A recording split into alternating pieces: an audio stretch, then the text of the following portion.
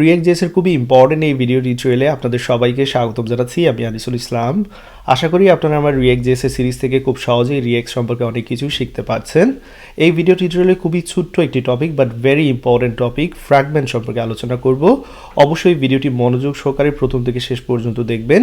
তো এখানে দেখতে পাচ্ছেন app.js ফাইলটি ওপেন করা আছে এবং এখানে ডিভের মধ্যে হ্যালো আমি আউটপুট দেখাচ্ছি, এখানে আউটপুট আপনারা দেখতে পাচ্ছেন। ওকে, তো ফ্র্যাগমেন্ট আসলে কেন ব্যবহার করার প্রয়োজন হয়? সাপোজ আপনি এই ডিবের মধ্যে আমি সাপোজ এইখানে আরেকটি ডিব নিচ্ছি, ওকে, অ্যান্ড এই ডিবে দিচ্ছি জাস্ট একটি h2 ট্যাগ নিয়ে নিচ্ছি এবং এইখানে দিচ্ছি im h2 হোয়াটএভার, আপনাদের জাস্ট বোঝানোর সুবিধার্থে। দেন এইখানে প্যারাগ্রাফ নিচ্ছি, সাপোজ এইখানে দিচ্ছি im প্যারাগ্রাফ হোয়াটএভার। তো আমি একটা প্র্যাকটিক্যাল এক্সাম্পল ডেফিনেটলি দেখাবো, বাট তার আগে এখানে আমি জাস্ট একটা বেসিক এক্সাম্পল দেখাচ্ছি। তো এটার আউটপুট যদি আপনারা লক্ষ্য রাখেন এখানে ডেফিনেটলি দেখতে পাচ্ছেন, এবং এখানে যদি আমরা ইন্সপেক্টে যাই সেক্ষেত্রে এলিমেন্টে যাচ্ছি এবং বডিতে লক্ষ্য রাখবেন। আমরা জানি যে রুট যেটা রয়েছে ডিব আইডি রুট যেটা, সেটা হচ্ছে আমাদের মেইন ডিব যার মধ্যে সব কিছু রয়েছে। তার মধ্যে আরেকটি ডিব দেখতে পাচ্ছি, সেই ডিবের মধ্যে আরেকটি ডিব দেখতে পাচ্ছি। তো অনেক সময় এরকম হতে পারে নেস্টেড ডিব হয়ে যেতে পারে, অনেকগুলো এলিমেন্টসের মধ্যে এলিমেন্টস হয়ে যেতে পারে। তো সেই নেস্টেড যদি আপনারা না চান, কখনো যদি চান যে এই আইটেমগুলোকে রাখতেই হবে কারোর মধ্যে, সেক্ষেত্রে আপনারা চাইলে যেটা ইউজ করতে পারেন সেটা হচ্ছে ফ্র্যাগমেন্ট। এরকম এমটি রেখে দিলেই সেটা হয়ে যাবে ফ্র্যাগমেন্ট।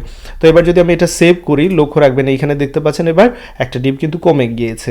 তো কখনো যদি মাল্টিপল আইটেম রাখতে হয়, আপনারা ডিব ইউজ করতে চান না, সেক্ষেত্রে কিন্তু এরকম চাইলে আপনারা ফ্র্যাগমেন্ট ইউজ করতে পারেন। তো এর ব্যবহার ডেফিনেটলি আরও বুঝতে পারবেন যত সময় যাবে। তো ফ্র্যাগমেন্ট ডিক্লেয়ার করার বেশ কয়েকটা পদ্ধতি রয়েছে। আমরা চাইলে এখানে রিয়েক্ট থেকেও ফ্র্যাগমেন্ট ব্যবহার করতে পারতাম, এইখানে রিয়েক্টের থেকে ফ্র্যাগমেন্ট নিয়ে নিতে পারতাম এবং এইখানে ফ্র্যাগমেন্ট দিয়ে দিতে পারতাম। এরকমও আমরা ফ্র্যাগমেন্ট ইউজ করতে পারি, অথবা চাইলে ডিরেক্টলি এইখান থেকে ডিক্লেয়ার না করে রিয়েক্ট ফ্র্যাগমেন্ট এইখানে ডিরেক্টলি আমরা ইউজ করতে পারি, অর্থাৎ রিয়েক্ট ডট ফ্র্যাগমেন্ট এরকম ব্যবহার করতে পারি। সো এই তিনটা পদ্ধতি এইখানে ভ্যালিড রয়েছে। ওকে, তো চলুন এবার আমরা আরেকটু প্র্যাকটিক্যাল একটা এক্সাম্পল দেখি। সেই ক্ষেত্রে আমি এখান থেকে এটা সরিয়ে নিচ্ছি। তো উদাহরণস্বরূপ আমি আপনাদের দেখাচ্ছি, আমি একটি কম্পোনেন্ট তৈরি করব, যে কম্পোনেন্টের নাম থাকবে টেবিল এবং তার মধ্যে টিআর থাকবে টেবিল রো। টেবিল রো এর মধ্যে সাপোজ আমি এখানে ডিব নিতে পারি, ডিবের মধ্যে আমি টিডি নিলাম এবং টিডি হিসেবে এখানে সাপোজ আমি দেখাচ্ছি নেম, কারণ নেম দেখাতে চাচ্ছি, সাপোজ এখানে আনিসুল ইসলাম দিচ্ছি এবং আরেকটি টিডি নেব, আরেকটি টিডির মধ্যে যে কোনো একটা ভ্যালু নিতে পারি। সাপোজ এখানে আমি এইজ দেখাচ্ছি, এইজ হচ্ছে 31 years old। Okay, so I am almost 32 years old। Okay, 32 years old দেখাচ্ছি, ফাইন। তো এই যে আমি তৈরি করলাম, এখানে আউটপুট আপনারা ডেফিনেটলি দেখতে পাচ্ছেন।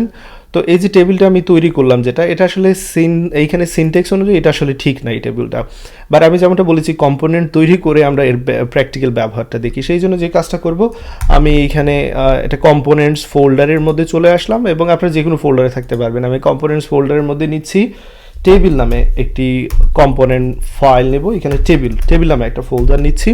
সেই টেবিল ফোল্ডারের মধ্যে যে কাজটা করব, নিউ ফাইল টেবিল কম্পোনেন্ট তৈরি করব, সো টেবিল.js দিচ্ছি এবং এইখানে আমি যে কাজটা করব আরএফসি অর্থাৎ টেবিল কম্পোনেন্টটা তৈরি করছি। দেখতে পাচ্ছেন এখানে টেবিল কম্পোনেন্টটা তৈরি করা হয়ে গেল এবং সেই সাথে আমি আরেকটি কম্পোনেন্ট তৈরি করব, সেটা হচ্ছে কলাম কম্পোনেন্ট, সো কলাম.js নিচ্ছি এবং এইখানেও এক্স্যাক্টলি আরএফসি দিচ্ছি। এবার যে কাজটা করতে যাচ্ছি মূলত এখানে একসাথে যা করেছিলাম সেগুলোকে আমি এখান থেকে সরিয়ে নিতে যাচ্ছি। সাপোজ এখানে যে ডিব যেটা রয়েছে, এই যে ডিব, আমি এই ডিবের যে যা কিছু আছে সব কিছু আমি নিয়ে যাচ্ছি কলামের মধ্যে, এইখানে এক্স্যাক্টলি এইখানে নিয়ে আসছি। ওকে, তো আমি এতটুকু সেভ করলাম। দেন এইখানে যা যা আছে দেখতে পাচ্ছেন, এই যে টেবিল থেকে শুরু করে যা যা আমি এইখান থেকে সরিয়ে নিচ্ছি এবং এইখানে টেবিল কম্পোনেন্টের মধ্যে এগুলোকে রেখে দিচ্ছি। এতটুকু জিনিস আমি সরিয়ে নিচ্ছি। তো উদ্দেশ্য হচ্ছে কি, আমি প্রত্যেকটাকে সেপারেট করেছি এবং এই টেবিলের মধ্যে মূলত এই টেবিল রো এর মধ্যে কলাম কম্পোনেন্টটা আসবে, সেটা হচ্ছে মেইন উদ্দেশ্য সেপারেট করার। তো চলুন আমি এখানে কলামটা নিয়ে আসি, দেখতে পাচ্ছেন কলাম আমি নিয়ে এসেছি, perfect, so far so good. টেবিলের মধ্যে কলাম আসলো, কলামের মধ্যে কি কি আছে এখানে আপনারা দেখতে পাচ্ছেন, এইখানে ডিব রয়েছে, ডিবের মধ্যে টিডি রয়েছে এবং এবার ফাইনালি এখান থেকে আমরা টেবিলকে ব্যবহার করতে পারি। ওকে, সো চলুন এখান থেকে টেবিলটাকে ইউজ করে নেই, টেবিল কম্পোনেন্টকে ইউজ করলাম এবং এরকম রেখে দিলাম। এবার চলুন রিলোড করে দেখি। তো চাইলে আমি এখানে মাল্টিপল কলাম ইউজ করতে পারি ডেফিনেটলি। টেবিলে আসলাম, এখানে 2টি কলাম নিচ্ছি জাস্ট আপনাদের দেখানোর সুবিধার্থে, ফাইন। তো এখানে দেখতে পাচ্ছেন চাইলে আমরা ভ্যালু প্রপসের মাধ্যমে চেঞ্জ করে দিতে পারতাম, বাট সেটা মেইন উদ্দেশ্য না। আমরা দেখতে চাচ্ছি এখানে কিভাবে আমরা আমাদের যে ফ্র্যাগমেন্ট আইডিয়াটা আছে সেটা কিভাবে ব্যবহার করতে পারি।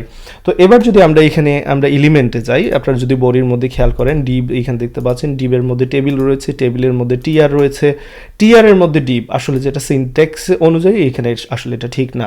তো এখন ঠিক না, সেক্ষেত্রে কী করা? আমরা তো এখানে দেখতে পাচ্ছি দুইটা আইটেম রয়েছে, তাই না?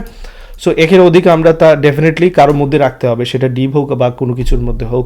তো সেক্ষেত্রে আমরা এখানে ডিপ ব্যবহার না করে ফ্র্যাগমেন্ট ব্যবহার করতে পারি। এই যে ফ্র্যাগমেন্টের ব্যবহারটা আমরা এখানে ইউজ করতে পারি। এবার কিন্তু সিনটেক্স অনুযায়ী এটা পারফেক্টলি ঠিকঠাক আছে। ওকে, সো আশা করি এই বিষয়টা এখান থেকে ডেফিনেটলি আপনারা বুঝতে পেরেছেন যে টেবিলের রোয়ের মধ্যে চাইলে আমরা কি করতে পারি, এখানে টেবিলের কলামের জন্য আমরা চাইলে এখানে ডিপ ব্যবহার করতে পারি, কিন্তু ডিপ ব্যবহার করার সিনটেক্স অনুযায়ী ঠিক হচ্ছে না। কিন্তু যেহেতু মাল্টিপল এলিমেন্ট রয়েছে সেক্ষেত্রে অবশ্যই কারোর মধ্যে রাখতে হবে, সেক্ষেত্রে আমরা জাস্ট ফ্র্যাগমেন্ট ব্যবহার করতে পারি। এবং এই ফ্র্যাগমেন্টের জন্য কিন্তু নতুন কোনো এলিমেন্ট তৈরি হচ্ছে না, সেটা হচ্ছে প্লাস পয়েন্ট কিন্তু। ওকে, সো আশা করি এতটুকু বুঝতে পেরেছেন। আমরা চাইলে এটা কি করতে পারতাম, এখানে ডিফারেন্ট রো এর মধ্যে কলামগুলো রাখতে পারতাম, তাই না? So let's just do it. এখানে আলাদা কলাম নিয়ে নিচ্ছি। ওকে, জাস্ট বোঝানোর সুবিধার্থে এখানে আসলে আলাদা করে কোনো কিছু নেই। তাহলে যদি নতুন কোনো এলিমেন্ট তৈরি করতে না চান সেক্ষেত্রে ফ্র্যাগমেন্ট ব্যবহার করতে পারেন, এবং ফ্র্যাগমেন্ট অনেক সময় ব্যবহার করবেন ডেফিনেটলি ইন ফিউচার, এবং বুঝতে পারবেন এর ব্যবহার কি। আপাতত জাস্ট ফ্র্যাগমেন্টের আইডিয়াটা এখান থেকে আপনারা নিয়ে নিলেন। তো এই ভিডিও এতটুকু থাকবে, এবার এটা প্র্যাকটিস করে নিন। আল্লাহ হাফিজ।